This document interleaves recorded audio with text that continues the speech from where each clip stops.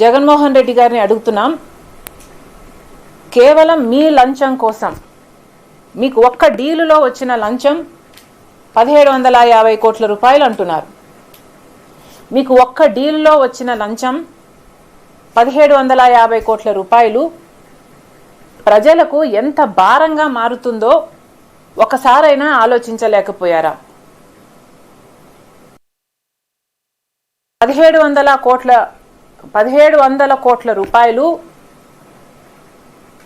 Solar విద్యుత్లో లంచమైతే 17,000 కోట్ల రూపాయలు ఆంధ్ర రాష్ట్ర ప్రజల నెత్తిన విద్యుత్ భారం పడుతుంది.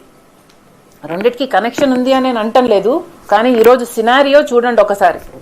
1700 కోట్ల రూపాయలేమో జగన్మోహన్ రెడ్డి గారికి లంచం వచ్చింది విద్యుత్లో, సోలార్ విద్యుత్లో అని మాట్లాడుతున్నాం.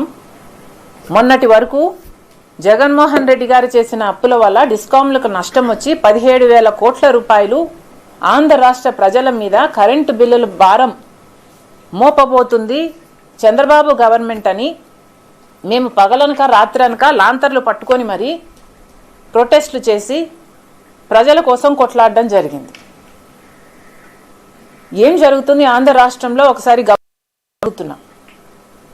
1750 కోట్ల రూపాయలేమో జగన్మోహన్ రెడ్డి గారికి విద్యుత్లో, సోలార్ విద్యుత్ డీలులో లంచమట.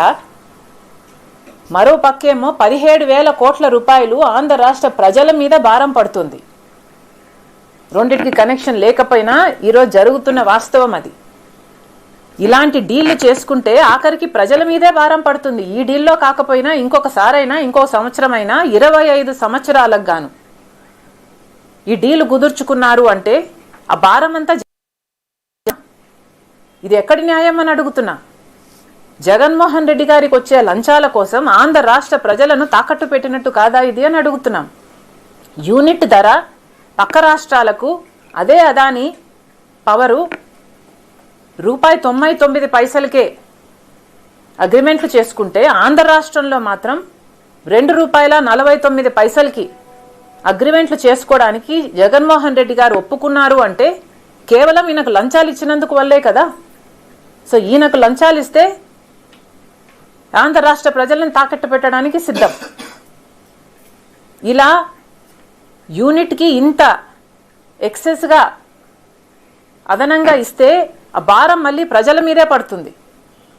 ఇలా ఎక్సెస్గా ఇచ్చినందుకు 25 సంవత్సరాలకు గాను దాదాపు 1,00,000 కోట్ల రూపాయలు భారం ఆంధ్ర రాష్ట్రం మీద పడబోతుంది, ఆంధ్ర రాష్ట్ర ప్రజల మీద పడబోతుంది. ఇది అన్యాయం కాదా? మీకు ఒక్క డీలులో వచ్చే లంచం కోసం ఆంధ్ర రాష్ట్ర ప్రజలను, డిస్కాంలను తాకట్టు పెట్టడానికి సిద్ధపడ్డారు. ఈరోజు జగన్మోహన్ రెడ్డి గారు అంతర్జాతీయ స్థాయిలో ఒక డిస్కషన్ జరుగుతుంది, ఇంత అవినీతి పరుడు అనే డిస్కషన్ జరుగుతుంది అంటే ఇది జగన్మోహన్ రెడ్డి గారి కుటుంబానికి మాత్రమే అవమానం కాదు, ఆంధ్ర రాష్ట్రానికి కూడా అవమానం, మన దేశానికి కూడా అవమానం. ఇంకెక్కడుంది క్రెడిబిలిటీ అని అడుగుతున్నాం. విశ్వసనీయత అని ఇంత చెప్తారే మీరు, మీకు ఎక్కడుంది క్రెడిబిలిటీ? ఎక్కడ మిగిలింది క్రెడిబిలిటీ? 5 సంవత్సరాలు ప్రజలు బంగారు అవకాశాన్ని ఇస్తే దాన్ని అన్ని రకాలుగా దుర్వినియోగం చేశారు.